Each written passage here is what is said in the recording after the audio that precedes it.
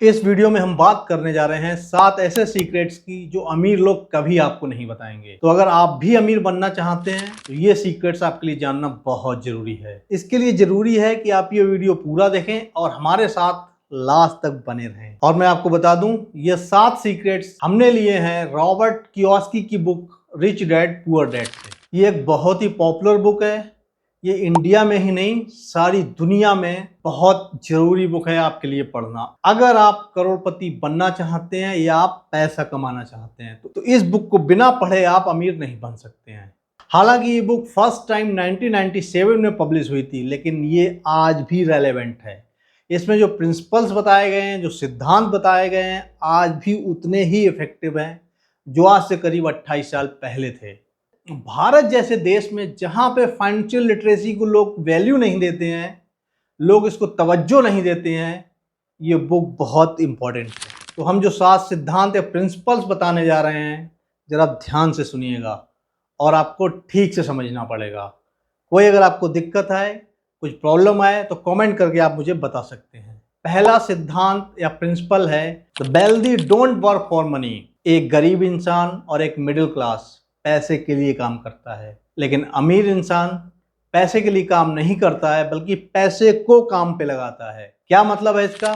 तो ये principal focus करता है पावर ऑफ इन्वेस्टिंग और पैसिव इनकम क्रिएट करने पे। जब आप पैसों को काम पे लगाते हैं, इसका मतलब आपने पैसा इन्वेस्ट किया है, वो पैसा आपके लिए और पैसा कमा रहा है, आपकी पैसिव इनकम क्रिएट हो रही है। जब आप सो रहे हैं तब भी पैसा आपके लिए पैसा कमा रहा है, जबकि जॉब में उल्टा होता है। जब तक आप जॉब करेंगे तब तक आपको सैलरी मिलेगी। जैसे ही आपको जॉब से निकाल दिया गया या आपने जॉब छोड़ दी, सैलरी आना बंद। लेकिन जब आप पैसिव इनकम क्रिएट कर लेते हैं इन्वेस्टमेंट के थ्रू, तो चाहे आप काम करें या ना करें, पैसे आपके लिए काम 24 घंटे करते रहते हैं। तो ये है power of investing and passive income. तो कितनी स्मार्टर अप्रोच है कि आप सो रहे हैं तब भी आप पैसा कमा रहे हैं। तो ये प्रिंसिपल हमें यही सिखाता है। और दूसरा सिद्धांत है फाइनेंशियल लिटरेसी इज एसेंशियल। और यही विडंबना है इस देश की कि हमारे एजुकेशन सिस्टम में फाइनेंशियल लिटरेसी को इम्पोर्टेंस नहीं दिया जाता है। किसी भी स्कूल में या किसी भी कॉलेज में फाइनेंशियल लिटरेसी हमें नहीं बताई जाती। पैसे को कैसे संभालना है हमें नहीं बताया जाता। ऐसे बहुत सारे एग्जाम्पल हैं हमारे सामने कि आपको पैसा मिल गया लेकिन आप संभाल नहीं पाए। उन्हीं में से एक एग्जाम्पल है सुशील कुमार का, जिन्होंने कौन बनेगा करोड़पति में अमिताभ बच्चन के सामने 5 करोड़ रुपए जीते थे, लेकिन फाइनेंशियल लिटरेसी उनके पास नहीं थी और वो कुछ दिन बाद फिर अपनी पहले वाली अवस्था में आ गए। सारे पैसे उड़ा दिए उन्होंने। तो ये बहुत जरूरी है कि आपको फाइनेंशियल लिटरेसी हो, आपको पैसे को संभालना आना चाहिए।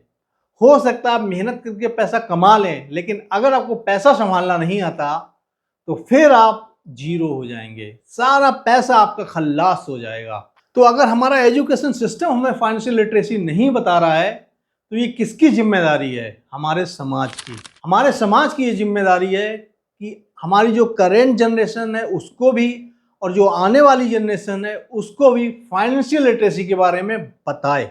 तो जरा कल्पना कीजिए, आप भारत जैसे देश में अगर आपको ये पता चल जाए कि एसेट्स का असली मतलब क्या होता है, लायबिलिटीज का मतलब क्या होता है, इन्वेस्टमेंट का मतलब क्या होता है, तो आपकी जिंदगी बदल जाएगी, टर्न अराउंड आ जाएगा आपकी लाइफ में। ये है फाइनेंशियल लिटरेसी। तो ये बहुत जरूरी है हम सब के लिए कि हम लोग फाइनेंशियल लिटरेट हों। सिर्फ स्कूल जाकर लिटरेट नहीं होना है, हमें फाइनेंशियल लिटरेट होना है। तीसरा सिद्धांत है कि हमें एसेट्स खरीदने के ऊपर फोकस करना है, ना कि लायबिलिटीज के ऊपर। अगर आपको फाइनेंशियल लिटरेसी समझ में आ गई तो आपको एसेट्स और लायबिलिटीज, इन दोनों के बीच में जो डिफरेंस है वो भी बड़ी आसानी से समझ में आ जाएगा। मैं आपको एक सीधा सा एग्जांपल देता हूं। एसेट हमारी पॉकेट में पैसा डालता है और लायबिलिटीज हमारी पॉकेट से पैसा निकालती हैं। तो ये सबसे बड़ा डिफरेंस है। तो जरा आप सोचिए, आप एसेट्स लेना पसंद करेंगे या लायबिलिटी लेना पसंद करेंगे? तो इस बुक के जो ऑथर हैं कियोसाकी, वो लोगों को रिकमेंड करते हैं कि आप एप्रिशिएटिंग एसेट्स में इन्वेस्ट कीजिए, जिससे कि आपके पास पैसा आए, आपकी पॉकेट में पैसा आए। जैसे shares, mutual fund, gold, real estate, business. तो अगर आप इन चीजों में पैसा लगाएंगे तो आप इन्वेस्टमेंट कर रहे हैं एप्रिसिएटिंग एसेट्स में। ऐसी चीज जो समय के साथ साथ बढ़ेंगी, आपका पैसा बढ़ाएंगी। तो हमें बहुत अलर्ट हो जाना है, ऐसी चीजों में पैसा नहीं लगाना है जहां पे पैसा डे बाई डे कम हो रहा है। तो कौन सी एसेट्स हो सकती हैं? एक लग्जरी कार खरीदना, एक महंगा मोबाइल खरीदना, फॉरेन ट्रिप पे जाना, महंगी महंगी घड़ियां, ऐसी ही और भी चीजें। मैं ये बिल्कुल मना नहीं कर रहा कि आप ये चीजें मत खरीदिए, खरीदिए, लेकिन इनका टाइम आने दीजिए। पहले आप इतना पैसा कमा लीजिए कि ये सारी चीजें आपके लिए बहुत आसान हो जाएं। तो आपको ये फर्क समझना पड़ेगा, एप्रिशिएटिंग एसेट्स और डेप्रिशिएटिंग एसेट्स। तो अगर आपको वेल्थ क्रिएट करनी है तो अपना फोकस शिफ्ट करना पड़ेगा लायबिलिटी से हटाकर एसेट्स के ऊपर। चौथा सिद्धांत है कि आप अपने काम के ऊपर फोकस रखिए। Keep thinking and focus on your own business.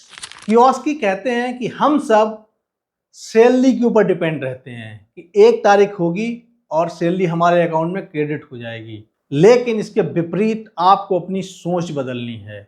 आप भी वो कर सकते हैं जो आपका एम्प्लॉयर कर रहा है। क्या कभी आपने सोचा है कि आपका एम्प्लॉयर आप और आप जैसे दूसरे कितने एम्प्लॉयज को करोड़ों रुपए सैलरी में दे देता है? तो क्या वो अपने घर से ला रहा है? बिल्कुल नहीं। वो आपके थ्रू ये पैसा कमा रहा है और आप लोगों को थोड़ा सा दे देता है। फिर आप ये क्यों नहीं कर सकते हैं? आप भी तो बिजनेसमैन बन सकते हैं, आप भी तो एम्प्लॉयर बन सकते हैं। तो आप अपना ध्यान इधर क्यों नहीं लगाते? क्या आप जिंदगी भर जॉब ही करते रहेंगे? मैं ये मना बिल्कुल नहीं कर रहा कि आप जॉब मत कीजिए, कीजिए, लेकिन थोड़े टाइम के लिए जॉब करके थोड़ा सा पैसा इकट्ठा कर लीजिए जिससे कि आप कोई बिजनेस कर पाए। तो आपको अपना फोकस बदलना पड़ेगा। आपको सिर्फ अपनी जॉब नहीं बचानी है, आपको फोकस करना है कि आप दूसरों को जॉब कैसे दे सकते हैं, आप अपना छोटा सा बिजनेस कैसे स्टार्ट कर सकते हैं। ये आपको सोचना पड़ेगा, ये आपका गोल है, इसके ऊपर आपको फोकस करना पड़ेगा। तो आपको सोचना पड़ेगा कि कौन से वो इन्वेस्टमेंट हो सकते हैं जहां पे आप इन्वेस्ट करके पैसा कमा सकते हैं। क्या कोई ऐसा बिजनेस हो सकता है जिसमें कम पैसा लगे और आप प्रॉफिट कमा लें, आप एक बिजनेसमैन बन जाएं? आपको ऐसे सोचते रहना पड़ेगा। और जब आपका दिमाग ऐसे चलता है तो आप सिर्फ फाइनेंशियली ही नहीं, पर्सनली भी डेवलप कर रहे हैं, अपने आप को ग्रो हो रहे हैं। आपका सोचने का नजरिया बदल रहा है। अब आपके अंदर भी एक कीड़ा है कि आपको पैसे कमाना है। सिर्फ आपको सैलरी के ऊपर डिपेंड नहीं रहना है, क्योंकि सैलरी में तो आपकी एक लिमिटेड ग्रोथ है। आपको 5%, 10%, 15%, 20% या 30% या 40% से ज्यादा इंक्रीमेंट नहीं मिलेगा। लेकिन बिजनेस में स्काई इज द लिमिट। जितने पैसे चाहें आप कमा लीजिए, कोई लिमिट नहीं है। और जॉब में तो आपकी जॉब भी जा सकती है। तो जरा सोचिए, क्यों ना अपना दायरा बढ़ाएं, क्यों ना आप अपना फोकस दूसरी जगह शिफ्ट करें, अपने जॉब से हटा के। और 5वां सिद्धांत है understand financial planning and taxes. हम लोग फाइनेंशियल प्लानिंग को और टैक्स को इंपॉर्टेंस ही नहीं देते हैं। हम सिर्फ पैसे कमाने के ऊपर फोकस करते हैं कि ज्यादा से ज्यादा पैसे कमा लें।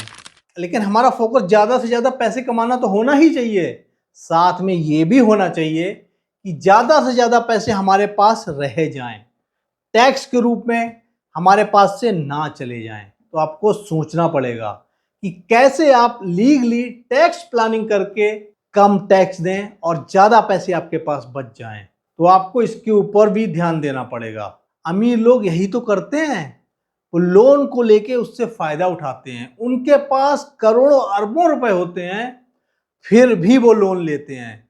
चाहे आप मुकेश अंबानी का एग्जाम्पल ले लीजिए या किसी भी बिजनेसमैन का, वो लोन लेते हैं क्यों? लोन से बहुत सारे फायदे हैं। जैसे लोन पे जो आप इंटरेस्ट देंगे उसका आपको एडवांटेज मिलेगा अपने प्रॉफिट एंड लॉस अकाउंट में, उसको आप एज ए एक्सपेंसेस दिखा पाएंगे और आपका टैक्स कम हो जाएगा। तो ऐसे ही बहुत सारे फायदे होते हैं। आपको हो सकता है नई कंपनी बनानी पड़े, हो सकता है कोई ट्रस्ट क्रिएट करना पड़े, हो सकता है कोई एचयूएफ बनानी पड़े। तो ये सारी चीजों में आपको दिमाग अपना दौड़ाना पड़ेगा कि कैसे आप अपने टैक्स को कम कर सकते हैं लीगली, यहाँ पे थोड़ा ध्यान रखिएगा, मैं इलीगल मीन्स की बात नहीं कर रहा हूँ। लीगली आप कैसे फाइनेंशियल प्लानिंग करके अपना टैक्स कम कर सकते हैं, इसके ऊपर आपको फोकस करना पड़ेगा। और छठा सिद्धांत है कि हमें फोकस करना है लर्निंग के ऊपर, ना कि सिर्फ अर्निंग के ऊपर। और यही एक दुर्भाग्य है हमारे देश का कि हमारे यहाँ के लोग पैसे कमाने के ऊपर ही सिर्फ फोकस करते हैं, सीखने के ऊपर फोकस नहीं करते हैं। बस हमारी जॉब चलती रहे, 9 to 6 हमें ऑफिस जाना है और पैसे कमाना है, महीने के लास्ट में सैलरी हमारे अकाउंट में क्रेडिट हो जाए। और ये एक ड्रग है। जब सैलरी हमारे अकाउंट में क्रेडिट होती है, एक मोटिवेशन आता है हमें, हमने जो मेहनत की है इस महीने उसका हमें मोटिवेशन मिलता है, रिवार्ड मिलता है और अगले महीने के लिए हम तैयार हो जाते हैं। वैसे तो देखा जाए ये एक बहुत अच्छी बात है कि हमारा घर चल रहा है, लेकिन आपको अपना होराइजन थोड़ा सा बड़ा करना है, आपको थोड़ा बड़ा सोचना है, आपको अर्निंग के साथ साथ लर्निंग पे भी फोकस करना पड़ेगा। जब आप लर्न करेंगे तभी आप ग्रो करेंगे। जरा आप सोचिए, अगर आप एक भी स्किल सीख लेते हैं तो आप वैल्यू एडिशन कर रहे हैं। अगर आपको सेल्स के बारे में पता है, अगर आपको मार्केटिंग के बारे में पता है, अगर आप इन्वेस्टमेंट के बारे में जानते हैं, अगर आप अकाउंटिंग के बारे में जानते हैं, तो आपको कितनी नॉलेज है। और जब आपको नॉलेज होती है तब आपकी वैल्यू बढ़ती है। आपने देखा होगा ऑफिस में कि एक एम्प्लॉय को 20,000 रुपये महीने मिल रहे हैं और वहीं एक दूसरा एम्प्लॉय है जिसको 20 लाख रुपए महीने मिल रहे हैं। तो ये अंतर क्यों? दोनों ही 8 घंटे दे रहे हैं ऑफिस को, फिर इतना बड़ा गैप क्यों? गैप इसलिए कि जिसको 20 लाख रुपए हर महीने सैलरी मिल रही है उसकी वैल्यू ज़्यादा है। वो कुछ ऐसा काम कर रहा है जिससे उसके एम्प्लॉयर को फ़ायदा हो रहा है, तो उसके पास कुछ स्किल्स हैं, उसने वो स्किल्स सीखी हैं। जब उसने वो स्किल्स सीखी हैं, कोई कोर्स करके, कोई डिग्री लेके, तभी उसकी वैल्यू बढ़ी है। तो आपको अपनी वैल्यू बढ़ानी है, और वो वैल्यू कैसे बढ़ेगी? लर्न करके। और सातवां और सबसे इम्पॉर्टेंट सिद्धांत है कि अपने डर को भगाओ और कैलकुलेटेड रिस्क लो। कियोस्की कहते हैं कि हम में से मैक्सिमम लोग इसलिए इन्वेस्टमेंट नहीं करते हैं कि उन्हें डर होता है कि हमारा पैसा डूब जाएगा। और जिंदगी में वही लोग पीछे रह जाते हैं जिनको कुछ ना कुछ डर होता है कि हम कहीं फेल ना हो जाएं, हम हो सकता है ये काम अच्छे से ना कर पाएं। तो अगर आपको कुछ बड़ा करना है तो अपने कंफर्ट जोन से बाहर निकलना पड़ेगा। जब आप कंफर्ट जोन से बाहर निकलेंगे तभी आप कुछ सीखेंगे। जरा सोचिए, जब हमारे सामने कोई प्रॉब्लम आती है तभी हम कुछ सीखते हैं, तभी हम हाथ पैर मारते हैं, तभी हम लोगों से पूछते हैं, और उसी की वजह से हम कुछ जिंदगी में नया सीखते हैं। तो अगर आप अपने कंफर्ट जोन में बने रहेंगे तो कभी भी पैसा नहीं बना पाएंगे, कभी भी आप किसी भी फील्ड में सक्सेस नहीं हो पाएंगे। तो अगर आपको फाइनेंशियल इंडिपेंडेंस चाहिए तो आपको कैलकुलेटेड रिस्क लेना पड़ेगा। आपको प्लानिंग करनी पड़ेगी कि अगर मैं ये करूंगा तो इतना पैसा मेरा लगेगा और मैं ये अचीव कर सकता हूं। कैलकुलेटेड रिस्क तो लेना ही पड़ेगा। और जब भी कोई आप डिसीजन लें तो आप पूरा एनालिसिस कर लीजिए, सारे सिनारियो सोच लीजिए, सारी इंफॉर्मेशन आपके पास होनी चाहिए, तभी आपके डिसीजन की सही होने की संभावना बढ़ जाएगी। तो अगर आप जिंदगी में कुछ बड़ा करना चाहते हैं, पैसे कमाना चाहते हैं, या लाइफ में वैसे ही सक्सेस होना चाहते हैं, तो आपको ये बुक जरूर पढ़नी पड़ेगी, rich dad poor dad by Robert Kiyosaki.